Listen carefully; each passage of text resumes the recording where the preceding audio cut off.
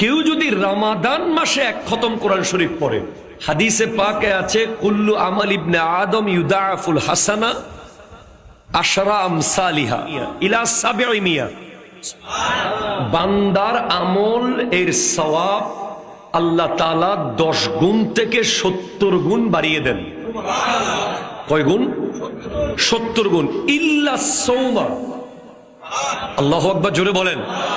রমাদান ব্যতীত অন্য টাইমে বান্দার প্রতিটা নেক কাজের সওয়াব 10 গুণ থেকে 70 গুণ বাড়তে পারে।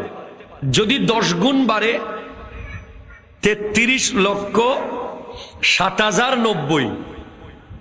যদি এক হরফে 10টা করে নেকি হয়, সুবহানাল্লাহ, জোরে বলেন। যদি 70টা করে নেকি দেওয়া হয় এক হরফে, 2,41,49,630টা নেকি। যদি এক অক্ষরের জন্য 70টা করে সওয়াব দেওয়া হয়, তাহলে আপনার সওয়াবের পরিমাণ হবে এক খতম কোরআন শরীফ পড়ার কারণে 2,41,49,630টা নেকি। আর যদি 700 করে দেওয়া হয়, ইলা 700, জোরে বলেন সুবহানাল্লাহ, 10 গুণ থেকে 700 গুণ বাড়তে পারে সওয়াব। তাহলে দেওয়া হবে, সওয়াব পাবেন যদি এক খতম কোরআন শরীফ পড়েন 23,14,96,300 সওয়াব। যদি রমাদান মাসে আপনি একটা খতম কোরআন শরীফ পড়েন। কয়টা ভাই? জোরে কয় না। একটা খতম কোরআন শরীফ পড়লে আপনি সওয়াব পাবেন, অবশ্যই পাবেন, ইনশাআল্লাহ পাবেন।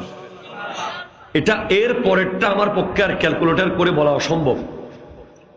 এর পরে বলে দেওয়া হয়েছে আল্লাহু ইউদাফু লিমান ইয়াশা, আল্লাহ তার ইচ্ছা মতো বাড়াতে পারবে, ইচ্ছা মতো বাড়াতে পারবে, মানে আল্লাহ তার ইচ্ছা মতো দেবে। যে 700 পর্যন্ত আমি ক্যালকুলেটর করে আপনাকে বলছি যে এক খতম কোরআন শরীফ আপনি রমজান মাসে পড়লে অবশ্যই 23,14,96,300 সওয়াব পাবেন। এখন আপনি বলেন, এই 1 সেকেন্ডের মূল্য আপনি কিভাবে দেবেন? রমাদানের আমরা, আমাদের সমাজ, আমাদের জাতি, আমাদের কমিউনিটি রমাদানের সিগনিফিক্যান্স